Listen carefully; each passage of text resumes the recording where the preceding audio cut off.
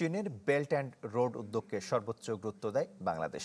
দেশটির গণমাধ্যম সিজিটিএনকে দেয়া সাক্ষাৎকারে একথা বলেন প্রধান উপদেষ্টা ডক্টর মোহাম্মদ ইউনুস।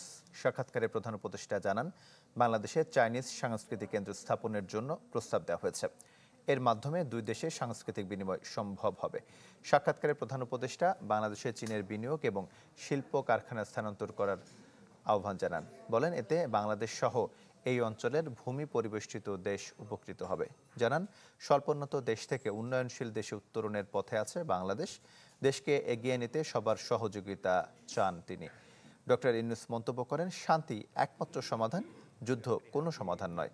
বলেন, শান্তি প্রতিষ্ঠার জন্য যুদ্ধের কোনো প্রয়োজন নেই।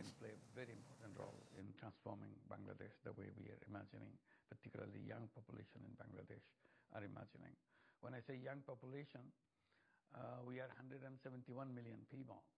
Significant. We need connectivity. Road connection was one of the most efficient way to carry all this product to these areas. So we have to build up lots of roads communication. It's an artery for our economy.